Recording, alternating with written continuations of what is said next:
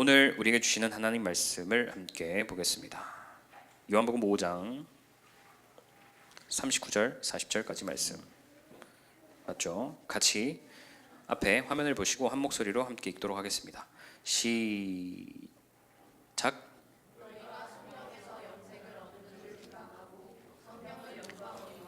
이 성경이 곧 내게 대하여 증언하는 것이니라. 그러나 너희가 영생을 얻기 위하여 내게 오기를 원하지 아니하는도다. 아멘. 할렐루야.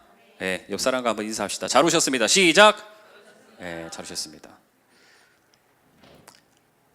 밖에 바람이 이렇게 불고 추운데 우리는 이렇게 따뜻한 데 앉아가지고 예배를 드릴 수 있으니 얼마나 감사합니까? 얼마나 감사해요. 그래서 오늘 이 아침에도 예배 가운데 주님을 깊이 만나는 저 여러분 다 될 수 있기를 주님의 이름으로 축복합니다. 할렐루야. 사람들은 누구나 태어날 때 그 하나쯤 잘하는 걸 가지고 태어납니다. 지훈이는 뭘 잘하니? 못 찾겠어? 잘 생각해봐요. 내가 생각했을 때 뭔가 남들은 못하는데 난 이거 잘한다라는 게 한 가지씩 있을 겁니다. 어떤 사람은 공부가 될 수도 있고, 어떤 사람은 운동이 될 수도 있고, 어떤 사람은 타고나서 노래를 잘하는 사람도 있고, 어떤 사람은 이렇게 말을 잘하는 사람도 있어요. 그런 능력일 수도 있습니다. 그래서 부모의 역할은 뭐냐? 이 자녀가 어떤 걸 잘하는지를 잘 발견해서 그것을 평생 가지고 살 수 있도록 그렇게 돕는 게 부모의 역할인 것을 우리는 알 수 있습니다. 그래서 사람들은 다 자기 전공을 갖고 싶어 합니다. 자기 분야, 남들보다 잘하는 뭔가를 다 가지길 원합니다. 가능하다면 그 분야에서 최고가 되고 싶은 것도 우리의 마음이죠. 그래서 BTS 같은 경우에는 노래로, 음악으로 전 세계를 휩쓸었고, 손흥민 같은 경우에는 운동으로 전 세계를 휩쓸었고, 자기 분야에서 정상에 서는 것, 이건 가장 훌륭한 인생이라고 사람들은 믿고 있습니다. 그런데 문제는 여기서부터 시작됩니다. 내가 정상이라고 확신했는데, 내가 제일 잘한다고 느꼈는데 실상 아닌 경우가 너무 많다는 거예요.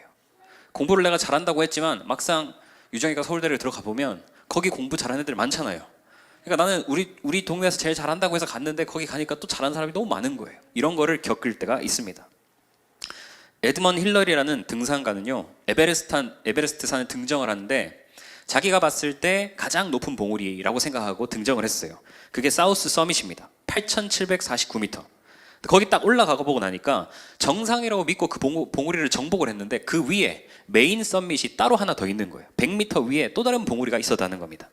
그래서 처음에는 이 사람이 정상이라고 믿고 오른 봉우리가 정상이 아니었고 막상 올라가니까 그보다 더 높은 100m 높은 봉우리가 있었던 거예요. 그래서 나중에 그 메인 서밋을 다시 정복하게 됩니다. 프레드릭 쿡이라는 사람은 탐험가인데 이 사람은 북극, 극지를 발견한 사람이에요. 도달했는데 자기가 도달했다고 확신했는데 알고 보니까 전혀 다른 곳에 도착해 있었다는 겁니다. 북극에 도달했다고 발표했고 그렇게 주장했는데 항로 기록을 보고 거리를 계산해 보니까 거기는 북극이 아니었던 것입니다. 참 아이러니하죠. 자기가 맞다고 생각하고 정상이라 생각하고 여기라고 생각했는데 아닌 경우들을 우리는 많이 보게 됩니다. 그리고 또 인류의 유익한 발명품들이죠. 인류의 유익한 발명품들은 의도된 성공이 아니라 착각과 실패를 통해서 만들어진 것들이 굉장히 많습니다. 여러분 집에서 사용하는 전자레인지는 이 마이크로웨이브를 쓰잖아요. 원래는 이 레이더 기술, 레이더 실험을 하다가 실패했는데 거기서 발견된 게 이 마이크로웨이브였어요. 그래서 이걸 상용화해서 우리가 집에서 쉽게 전자레인지를 사용하게 되었습니다. 그리고 3M, 유명한 회사죠. 3M에서 강력한 접착제를 연구해서 개발하려고 했는데 실패했어요. 만들긴 했는데 이 접착제가 약한 거예요. 잘 떼어지는 거예요. 그래서 이 사람들이 뭘 만들었냐? 나중에 포스트잇을 만들었어요. 이제 강력 접착제가 아닌데 이것을 상용화해서 쓰게 된 거죠. 그러니까 전자레인지도 그렇고 포스트잇도 그렇고 결국은 실패와 착각 속에 오히려 더 큰 유익을 가져오기도 했다는 겁니다. 그래서 아인슈타인이 이런 얘기를 했습니다. 아무리 많은 실험을 해도 내가 옳다고 단정할 수는 없다. 단 하나의 실험만으로도 내가 틀렸다는 것이 드러날 수 있기 때문이다. 여러분 이것이 인간의 실존입니다. 우리는 끊임없이 착각하고 맞다고 믿고 확신하는 것들이 분명히 있습니다. 그렇게 살아갑니다. 하지만 문제는 여러분이 가진 그 확신과 그 믿음이 언제든 틀릴 수 있다는 존재라는 우리의 연약함을 인정하는 저와 여러분 다 될 수 있기를 예수 이름으로 축복합니다. 따라합시다. 나도 착각할 수 있다. 시작. 나도 틀릴 수 있다. 시작. 맞다고 믿는 것에 속지 말자. 시작. 이런 게 분명히 있습니다. 우리가 보는 게 다가 아니고 우리가 아는 게 다가 아닐 수 있다는 겁니다. 그런데 사람들은 이것을 잘 인정하지 않고 이것을 모른 채 내가 맞고 내가 보고 내가 들은 것이 맞다고 믿고 살아가는 사람들이 많다는 것이죠. 여러분, 유대인들은 어릴 때부터 최고가 되고 싶은 전공 분야가 있었습니다. 모든 유대인들은 어떤 직업을 갖든지 이것만큼은 최고가 되고 싶고 이것만큼은 전문가가 되고 싶었습니다. 누구에게도 뒤지고 싶지 뒤처지고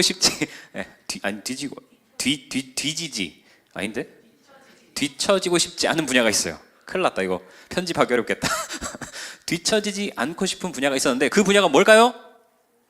성경입니다. 유대인들은 이 구약 성경, 유대인들이 가진 성경, 구약 성경이 이 성경에 대해서 굉장히 이 집착, 그 다음에 이 몰두하는 성향이 유대인들에게 있습니다.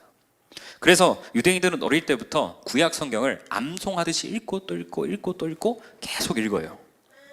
그리고 유대인들에게 성경을 모른다는 것은 부끄러운 것을 넘어서 어느 수준이냐면 거의 죄를 지은 것 같은 수준으로 굉장히 힘들어하는 게 바로 성경에 대한 문제입니다.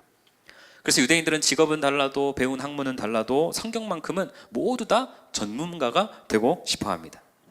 그런데 오늘 본문에 예수님이 39절에 이렇게 말씀하십니다. 39절 한번 보면 너희가 성경에서 영생을 얻을 줄 생각하고 성경을 연구하거니와.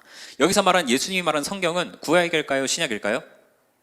구약 성경입니다. 아직 신약 성경은 쓰여지기 전이었기 때문에 구약 성경이에요. 지금 예수님이 말씀하시는 성경은 구약 성경이에요. 유대인들에게 너희가 성경을 연구하는데 그 구약 성경을 연구하는데 영생을 얻을 줄 알고 성경을 연구하거니와 실제로는 그렇지 않다는 겁니다. 여러분, 유대인들은 땅에서만 잘 사는 게 아니라 천국을 가고 싶어요. 영원한 생명을 얻고 싶어 합니다. 천국에는 영생이 있고 영생이 곧 구원이기 때문에 이 유대인들은 성경을 통해서 천국, 다시 말하면 영생을, 구원을 얻기를 간절히 원했습니다. 그래서 유대인들은 천국 가기 위해서 성경을 연구했고 천국에 이르기 위해서 성경을 암송했고 구원을 얻고 영생을 얻기 위해서 성경을 파고들고 또 파고들었어요. 그런데 문제는 성경을 읽지 않은 것이 문제가 아니라 성경을 너무 많이 연구한 것이 오히려 그들에게 문제였습니다. 구약의 수많은 인물들, 사건들 등장하죠. 여러분 떠오르는 사람 있나요? 구약시대 성경에 나온 유명한 인물들. 우리가 지금도 벌써 몇 명씩 나왔어요. 모세도 나왔고 다윗도 나왔고 등등등 많은 인물들과 사건들을 우리는 봅니다. 아담과 노아, 아브라함, 이삭, 야곱, 모세와 여호수아, 기드온, 다윗, 솔로몬, 엘리야, 다니엘, 욥, 이사야, 예레미야, 유명한 사람들이 성경에 즐비합니다. 인물만 있는 것이 아니라 사건도 많습니다. 창조도 있고 노아의 홍수도 있고 출애굽 사건도 있고 광야 40년도 있고 수많은 전쟁과 성전이 건립되고 또 하늘에서 엘리야가 불을 내리는 사건까지.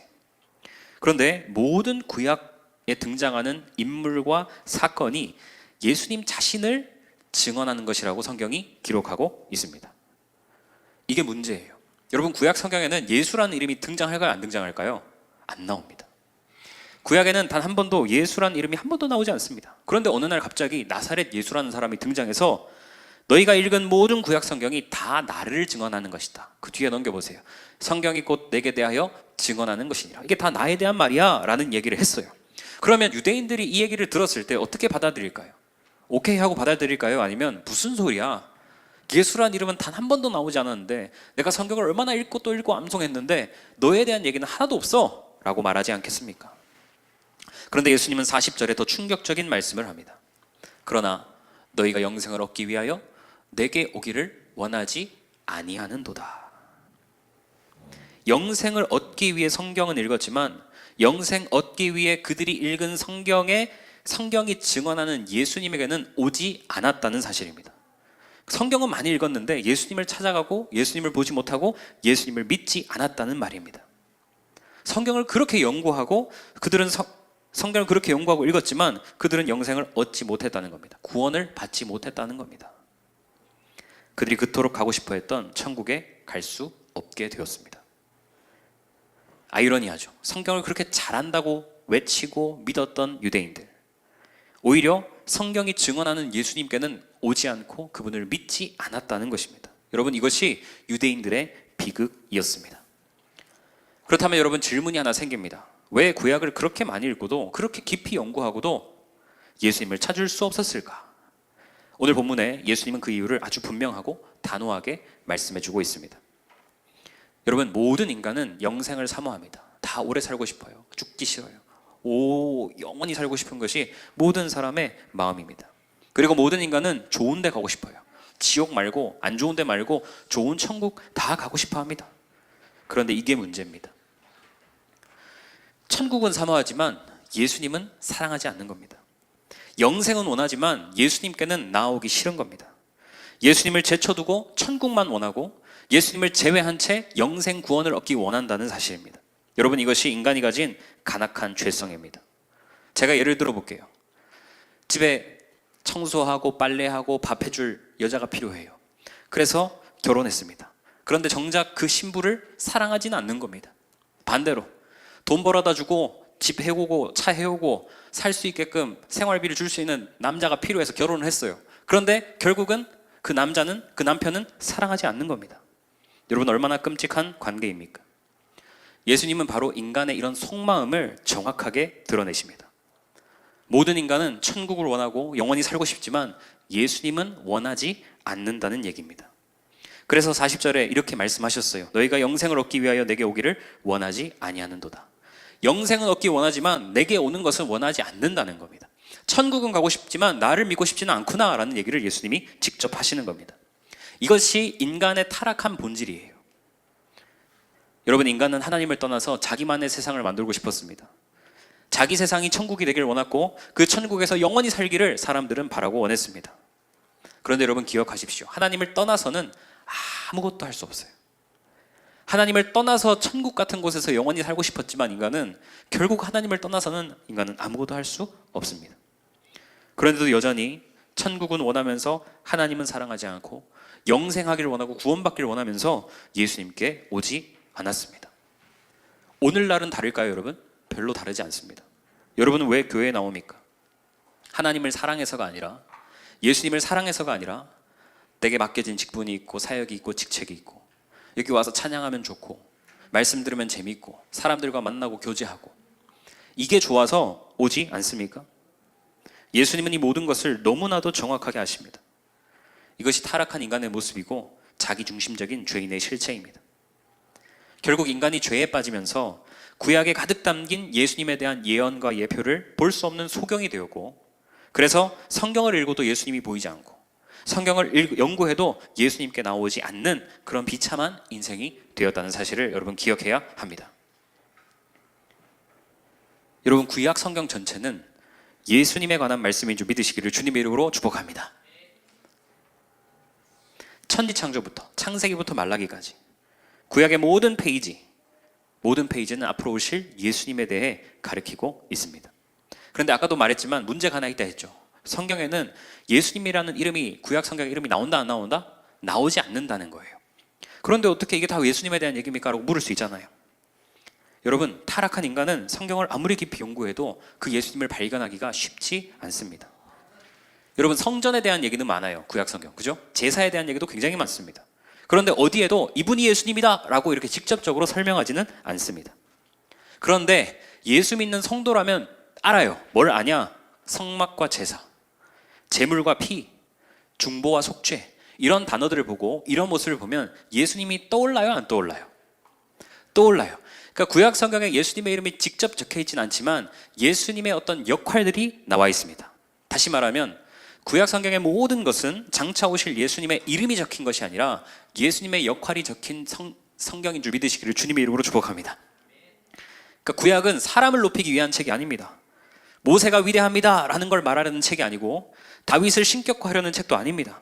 구약은 앞으로 오실 예수님이 어떤 역할을 하시는지를 여러 사람을 통해서, 여러 사건을 통해서 반복적으로 보여주고 있는 줄 믿으시기를 주님의 이름으로 축복합니다. 그래서 여러분 기억납니까? 우림과 둠밈, 예수님의 판단, 왜 그 돌을 주셨어요? 구약 성경에 대제장들이 그 돌 가지고 잘 판단하라고 준 게 아니라 결국 그것이 예수님이 판단이 되셔서 우리 삶에 찾아오셔서 우리 인생의 판단이 되어주시겠다는 예수님의 역할을 상징하는 거예요. 할렐루야. 광야에 물이 없을 때 반석을 깨죠. 물이 폭포수처럼 터져 나오죠. 물이 나온 사건은 목말라 죽어가는 우리 같은 인생에게 예수님이 생수가 되어주시겠다는 것을 보여주는 역할을 나타내고 있어요. 할렐루야. 나일강에서 모세가 건져진 사건, 모든 인생은 다 죽음의 강에서 빠져 죽을 수밖에 없는데 거기서 누가 건져준다? 예수님이 직접 건져주신다. 구원자의 역할을 누가 한다? 예수님이 한다는 얘기를 얘기하고 있는 겁니다. 다윗과 골리앗이 싸웠습니다. 다윗은 약해서 질 수밖에 없지만 다윗이 승리했어요. 어떻게 이겼습니까? 누가 대신 싸웠기 때문이죠? 예수님이 대신 싸웠기 때문이에요. 다윗과 골리앗 사이에 예수님이 계셨고, 골리앗은 예수님을 쓰러뜨려야 다윗을 쓰러뜨릴 수 있는데 골리앗은 죽어다 깨어나도 예수님을 못 쓰러뜨리기 때문에 예수님이 결국 그 전쟁에서 이기신 거예요. 대신 싸우시는 대속자의 역할을 보여주신 겁니다.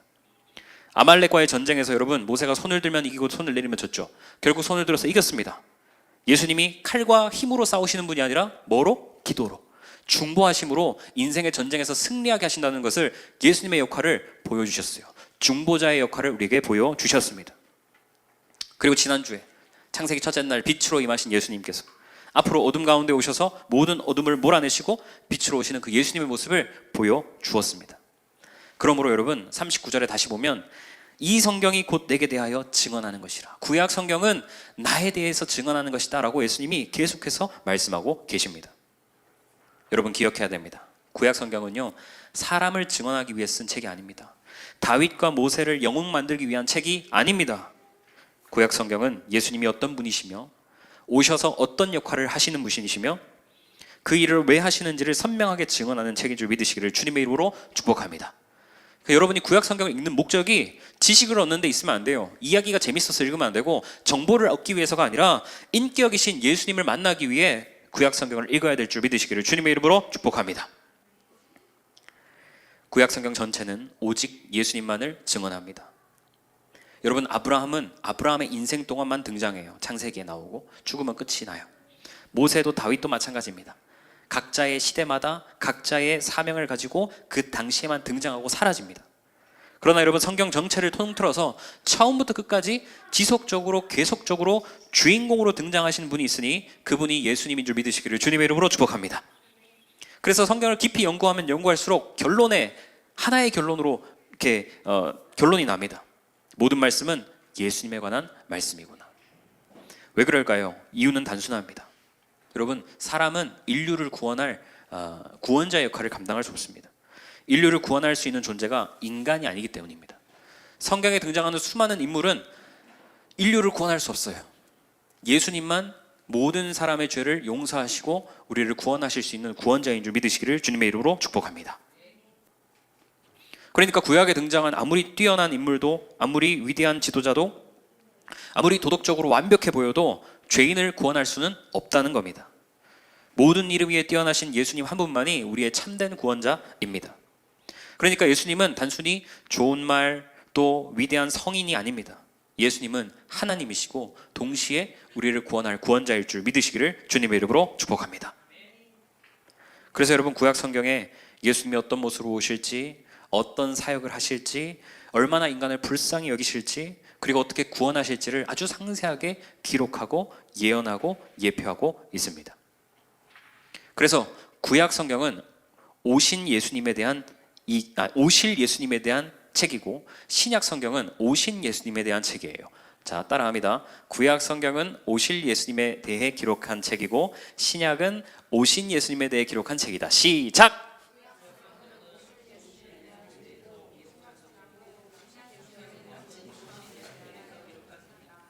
목사님 항상 이것도 못하면 다 남편 잘 만난 덕이라고 했어요. 아내 잘 만난 덕, 남편 잘 만난 덕. 그러니까 성경은 사람의 이야기가 아니라, 사람의 자랑이나 실패담을 모은 책이 아니라, 성경은 다른 책들과 완전 다른 이유는 예수님에 대한 이야기이기 때문에 그렇습니다. 그래서 성경은 진리의 말씀이고 우리에게 생명의 말씀으로 다가옵니다. 구약 성경 모든 사건 속에 예수님이 개입하셨습니다. 성전과 성막에 대해서, 법궤와 제사에 대해서, 또 구약에 있는 모든 예언과 이 약속을 예수님이 결국 다 이루십니다. 그래서 여러분, 성경은 착하게 살아라 라는 말이 아닙니다. 좋은 말을 많이 해라 라는 도덕 교과서가 아닙니다. 여러분, 공자도 석가도 좋은 말 많이 했습니다. 그러나 예수님의 말씀은 달라요. 예수님의 말씀은 하나님의 말씀이요, 구원의 말씀이요, 생명의 말씀인 줄 믿으시기를 주님의 이름으로 축복합니다. 아브라함, 모세, 다윗은 인류를 구원하기 위해 대신 죽지 않았습니다. 그 누구도 인간의 죄를 대신 짊어지고 죽은 사람이 하나도 없습니다. 오직 구약에 나타난 예수님만이 죄가 없으시고 인간을 위해서 대신 죽으신 분인 줄 믿으시기를 주님의 이름으로 축복합니다. 그래서 구약의 모든 인물들과 이 예수님이 이렇게 차이가 딱 나는 거예요. 구약에 나타난 예수님은 능력 있는 지도자가 아니라 대신 죽으시는 분입니다. 모세가 반석에서 물 터뜨릴 때 반석이 깨지죠. 예수님이 자기 몸을 깨서 생명수를 내어서 그 수많은 사람들을 먹고 마시게 하잖아요. 결국은 자기가 희생하고 자기가 대신하는 것을 예수님이 보여주신 겁니다. 나일강에서 예수님이 모세를 건질 때도 마찬가지입니다. 거기서 그냥 대충 짝대기로 건진 게 아니라 직접 그 죽음의 강에 뛰어 들어가서 모세를 들어올려서 살려냈어요. 예수님을 믿는 자들을 그렇게 예수님이 건져내실 것을 우리에게 보여주셨습니다. 이처럼 구약은 수많은 말씀으로 예수님의 오심과 구원 사역을 분명히 기록했어요. 그래서 정작 예수님이 이 땅에 오셨을 때는 사람들이 그 예수님을 알아본다 못 알아본다? 못 알아본다. 유대인들이 예수님을 알아봤다 못 알아봤다? 못 알아봤다. 오히려 예수님을 미워했고요, 거짓말쟁이라고 했고요, 오히려 예수님을 죽이려고 했습니다. 예수님은요, 진리의 말씀을 전할수록, 생명의 말씀을 전할수록 의심받고 조롱받고 희롱의 대상이 되었습니다. 예수님이 전능하신 하나님인데 그분이 인간의 몸을 입고 왔다는 그 이유 하나만으로 예수님이 하시는 말씀을 사람들은 조롱으로 듣고 비웃음으로 반응했습니다. 여러분, 예수님처럼 자기 말 때문에 이렇게 욕먹고 모욕당한 사람이 세상에 있을까요? 없습니다. 이렇게 공개적인 수치를 겪은 분은 세상에 없습니다. 그래서 여러분, 예수님이 십자가에 달려서만 고통받는 게 아니라 예수님이 살아생전, 예수님이 진리의 말씀, 생명의 말씀을 선포할 때마다 사람들의 히히닥거리는 소리, 비웃는 소리, 모욕과 조롱 소리를 다 들으면서 엄청난 고통을 겪으셨습니다. 예수님이 그렇게 인간의 죄를 대신 짊어지시고 고통 가운데서도 견디고, 예수님은 우리를 살리신 분인 줄 믿으시기를 주님의 이름으로 축복합니다. 예수님이 이 땅에 오셔서 가장 분명하게 하신 일은 뭐냐? 내가 하나님이고 또한 내가 하는 이 구약의 모든 일이 구약 시대에 그친 일이 아니라 결국 구약의 모든 말씀이 다 나를 가르친다고 예수님이 직접 밝히 그 사실을 알려주셨습니다. 그리고 예수님은 그것을 말로만 끝내는 것이 아니라 예수님이 사역하면서 다 증명해 보여주셨어요. 구약의 예언과 예표는 막연한 종교적 상징이 아니라 초림하신 예수님께서, 인간의 몸을 입고 오신 예수님께서 이 땅에서 반드시 행하실 구체적인 사역들과 연관이 있고 직접 하나도 빠짐없이 지키고 이루고 완성하신 줄 믿으시기를 주님의 이름으로 축복합니다. 그래서 구약의 사건들은 과거의 신화가 아닙니다. 구약의 사건들은 초림한 예수님이 행하실 일에 대한 예고편이에요. 그래서 그 오병이어 칠병이어 사건이 신약에만 있는 것이 아니라 구약에도 나옵니다. 갑자기 일어난 사건이 아닙니다. 열왕기하 4장에 보면 엘리사, 성경은 없어요. 엘리사가 보리떡 20개 가지고 100명을 먹이고도 남는 기적을 나타내 보입니다. 그 기적이 왜 구약에 먼저 있냐? 예수님이 오셔서 작은 것으로 적은 떡과 물고기 가지고 수많은 사람을 먹이신다는 것을 미리 보여주는 사건입니다. 할렐루야. 그러니까 여러분, 구약을 제대로 읽으면 누가 보이냐? 예수님이 보여요. 그리고 신약을 깊이 보면 뭐가 풀리냐? 구약의 의미들이 풀리는 거예요. 신약과 구약, 구약과 신약이 하나로 연결되어 있습니다. 예수 그리스도라는 끈으로 정확하게 연결된 줄 믿으시기를 주님의 이름으로 축복합니다. 그러니까 예수님은 구약의 모든 약속된 것들을 이루기 위해서 이 땅에 오셨고 실제로 그 역사를 자신이 살면서 이루시고 완성시키셨습니다. 그러므로 여러분, 성경은 훌륭한 위인전이 아닙니다. 성경은 명언을 모아놓은 이 말씀집이 아닙니다. 성경이 중요하고 성경이 생명의 말씀이 되는 이유는 성경이 누굴 증언하고 있기 때문입니까? 예수님입니다. 생명이신 예수님을 증언하기 때문에 그 성경이 중요하다는 겁니다. 구약은 신약에 오실 예수님을 가장 상세하게 기록한 책입니다. 그래서 신약의 예수님의 모습을 깊이 이해하려면 구약의 성경 속에 나타난 예수님의 모습을 봐야 합니다. 그래서 여러분, 성경은 따라합시다. 읽는 책이 아니다. 시작. 예수님을 찾는 책이다. 여러분, 성경은 그냥 읽는 책이 아니에요. 성경을 통해서 예수님을 발견하는 책이 성경입니다. 한 번 더 따라합시다. 성경은 지식을 쌓는 책이 아니다. 예수님께 가기 위한 책이다. 여러분이 성경을 읽으면서 지식을 얻고 배운다고 끝나는 게 아니라 예수님께로 가기 위해, 예수님 찾기 위해 읽는 책이 성경책입니다. 그래서 다시 한번 말하지만 유대인들이 망한 이유는 성경을 안 읽어서가 아닙니다. 너무 많이 연구했어요. 그런데 그 연구 속에서 수많은 구약의 성경 속에서 예수님의 모습을 전혀 찾지 못했다는 겁니다. 그래서 그들이 그런 비극에 이르렀어요. 구약 성경에는 이미 다 기록되어 있습니다. 예수님이 누구신지, 어디에서 오시는지, 어떻게 사역을 하시는지, 무슨 말씀을 하실지, 어떤 기적을 앞으로 베푸실지, 그리고 어떻게 죽으시는지까지 아주 상세하게 구약 성경에 기록되어 있습니다. 구약 성경 전체는 예수님을 향해 있고 신약 성경 전체는 이미 오신 예수님을 증언하고 있습니다. 그래서 성경이 예수님에 대한 책이기 때문에 진리의 책이고, 예수님에 대한 책이기 때문에 생명의 책이고, 예수님에 대한 책이기 때문에 영생의 책인 줄 믿으시기를 주님의 이름으로 축복합니다. 그러므로 여러분이 앞으로 성경을 읽고 연구하는 목적은 딱 하나입니다. 예수님을 찾는 거예요. 예수님께 가는데 여러분 목적과 의미를 둬야 됩니다. 구약 성경에서 예수님을 찾고 신약 성경에서 예수님을 만날 때 우리는 영생을 얻고 천국에 들어갈 줄 믿으시기를 주님의 이름으로 축복합니다. 유대인들은 처음에 이 구약 성경 읽을 때 그냥 자신들의 조상들의 얘기니까 역사서로만 이해했어요. 자랑스러운 조상들의 이야기, 본받을 만한 이야기, 인간의 이야기로만 읽었어요. 구약 성경을 읽을 때. 그래서 구약 성경을 연구하면 감동받았어요. 은혜도 받습니다. 왜? 그 인물들이 하는 말이나 모습들이 멋있잖아요. 그러나 그 은혜는 인간적인 감동이었고 어떤 사람의 말과 행동에서 나오는 제한적인 은혜였습니다. 그런데 예수님이 이 땅에 오신 이후에, 특별히 부활 이후에 완전히 새로운 일을 시작하셨죠. 예수님이 이제 눈을 열어주시는 거예요. 구약 성경이 나에 대한 얘기다, 나에 대한 증언이다라는 것을 예수님 직접 말씀해 주시고 제자들의 눈을 열어주기 시작합니다.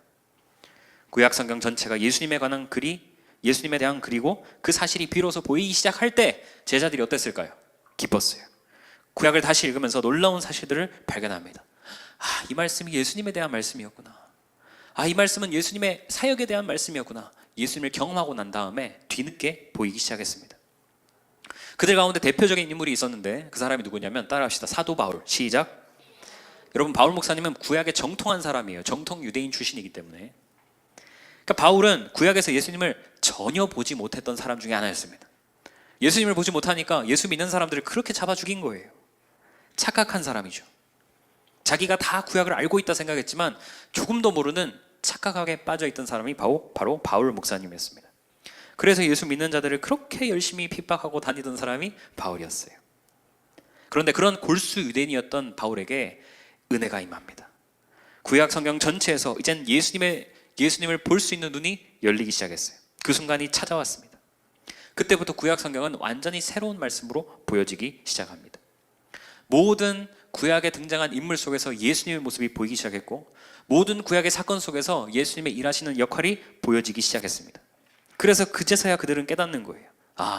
구약 성경은 예수님과 무관하지 않았구나.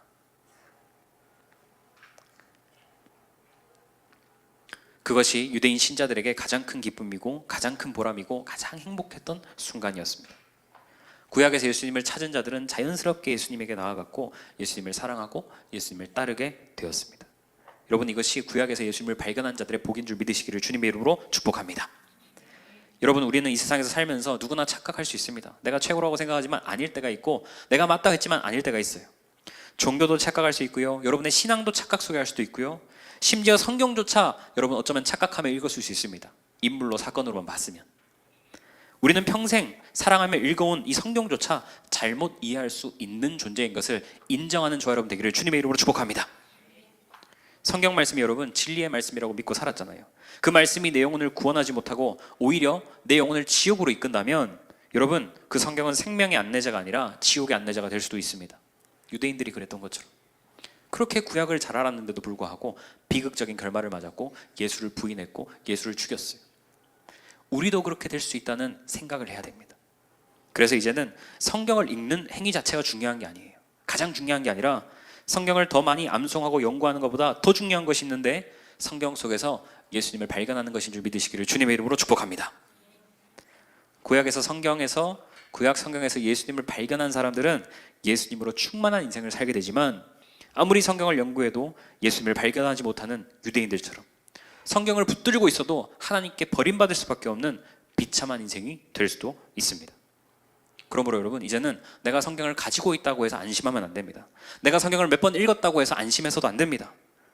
성경 속에서 예수님이 어떤 분이신지, 어떻게 역사하는지, 어떻게 사역하는지, 또 예수님이 우리를 얼마나 사랑하는지 보고 은혜롭게 볼 수 있는 그런 저와 여러분 될 수 있기를 주님의 이름으로 축복합니다. 이제부터는 성경을 읽을 때 사슴이 시냇물을 찾는 것처럼 목숨 걸고 성경 속에서 예수님을 찾기 위해 성경을 읽는 뉴라이브 성도들이 될 수 있기를 주님의 이름으로 축복합니다. 성경은 예수님을 증거하는 말씀으로 읽어야 됩니다. 그렇지 않으면 우리는 결코 영생을 얻을 수도 천국에 들어갈 수도 없습니다. 착각 속에 있기 때문에 그래요. 이 착각에서 우리를 건져주실 수 있는 분은 예수님 뿐입니다. 그러므로 우리가 성경을 읽어야 되는 목적은 예수님의 인도를 받기 위함이고 성경을 통해 예수님을 만나기 위해 성경을 읽는 저와 여러분 다 될 수 있기를 주님의 이름으로 축복합니다. 예수님의 성경을 어떻게 읽어야 되는지 아주 상세하게 분명하게 직접 말씀해 주셨죠. 만약에 예수님이 이 말씀을 안 했다면, 오늘 본문의 5장 39절 40절 말씀을 만약에 안 했다면 누가 예수님을 구약에서 발견할 수 있겠어요? 읽어도 모르는 거예요. 예수님이 그때 직접 알려주셨잖아요. 모든 인간은 성경을 오해해서 평생 성경을 잘못 읽다가 하나님 심판대 앞에 덜컥 설 수도 있었어요. 그러나 오늘 주님은 유대인들에게 찾아가셨고 오늘 우리에게 찾아오셔서 성경을 올바로 보는 길을 열어주신 줄 믿으시기를 주님의 이름으로 축복합니다. 여러분, 성경의 원자자는 사람이 아니라 하나님인 줄 믿습니다. 할렐루야. 그 하나님이 예수님이라고요. 할렐루야. 그래서 예수님께서 모세와 선지자들을 통해서 구약 성경을 기록하게 하셨고 이제는 그 기록된 성경을 어떻게 읽어야 되는지, 원저자가 예수님이니까 그 저자가 알려주는 방법대로 성경을 읽도록 우리에게 알려주신 줄 믿으시기를 주님의 이름으로 축복합니다. 저도 성경을 읽고 연구하고 또 설교해야 되는 설교자로서 제가 성경을 보면 볼수록 망망대해 같아요. 너무 크고 넓어. 처음에는 읽다가 이게 무슨 말이야 이런 것도 많았어요. 여러분, 아무리 큰 배, 아무리 좋은 지도가 있어도 바다 위에서 나침반이 없으면 사람은 쉽게 길을 잃어버립니다. 예수님은 이렇게 말씀하는 거예요. 성경의 망망대해에서 길을 잃지 않으려면 나침반이 필요한데 그 나침반이 뭐다? 바로 예수님이다. 할렐루야. 모든 구약 성경의 나침반도 예수님이고 모든 신약 성경의 중심도 예수님인 줄 믿으시기를 주님의 이름으로 축복합니다. 여러분, 이 나침반들을 붙들고 살았던 자들이 역사적으로 있었어요. 그들이 종교개혁자들입니다. 그들은 외쳤습니다. 모든 성경은 예수님을 가리킨다. 오직 예수님으로만 구원에 이를 수 있다. 예수님이 중심이다라는 것을 그들은 외치며 살았습니다. 우리가 잘 아는 마틴 루터, 종교개혁자들, 우리는 이제 그들의 신앙의 후예로서 우리는 이제 예수님이 직접 가르쳐주시는 말씀을 통해 나침반을 손에 쥐고 성경이란 망망대해를 탐험하며 항해하는 사람들인 줄 믿으시기를 주님의 이름으로 축복합니다. 이 나침반을 꼭 끝까지 붙들고 마지막 주님 만나는 그날까지 놓지 않기를 예수 이름으로 축복합니다. 여러분이 왜 큐티를 해야 됩니까? 매일매일 큐티를 하는 이유가 뭡니까? 예수님을 만나면 우리는 그 나침반을 손에 쥔 사람과 같아요. 그래서 아침에 출근할 때 나침반을 쥐고 가야지 배에서 길을 안 잃어버리고 정확한 항로를 따라 항해를 할 거 아닙니까? 정확한 방향으로 흔들리지 않고 움직일 수 있습니다. 그것이 나침반이신 예수님으로 성경을 읽을 때 가능한 일이고 나침반이신 예수님으로 큐티할 때 가능한 일인 줄 믿으시기를 주님의 이름으로 축복합니다. 결론, 성경을 예수님 중심으로 읽는 것은 인간의 노력으로 쉽게 되는 일이 아닙니다. 여러분이 오늘 이 말씀을 들었다고 해서 내가 내일부터 성경을 읽을 때 예수님으로 읽어야 되겠다, 모든 성경에서 예수님을 내가 발견해야 되겠다 결심한다고 곧바로 보이는 것이 절대 아닙니다. 성경을 예수님 중심으로 읽는 것은 하나님의 은혜가 필요한 줄 믿으시기를 주님의 이름으로 축복합니다. 성경 속에서 예수님을 정확하게 보려면 영안이 열려야 볼 수 있는 거예요. 그런데 이 은혜는 내가 원한다고 얻어지는 것이 아니고 인간의 영역도 아니고 하나님의 영역입니다. 그래서 내가 예수님으로 성경을 읽으려면 반드시 하나님의 도우심을 받아야 됩니다. 성령의 도우심 없이 인간은 어떤 진리에도 이를 수 없다는 사실을 기억해야 합니다. 그렇다면 우리는 어디로 나가야 됩니까?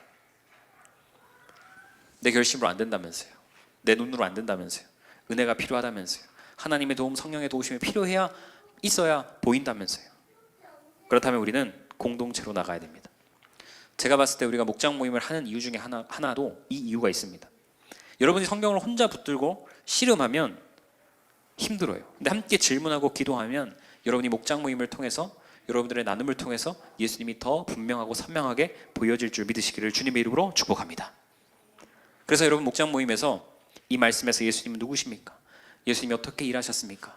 라는 질문을 던지고 함께 의논하고 기도하고 할 때 하나님께서 우리의 눈과 우리의 마음을 열어주셔서 예수님을 보여주신다는 것을 믿으시기를 주님의 이름으로 축복합니다. 그러니까 여러분, 목장 모임은 지식의 나눔 자리가 되면 안 됩니다.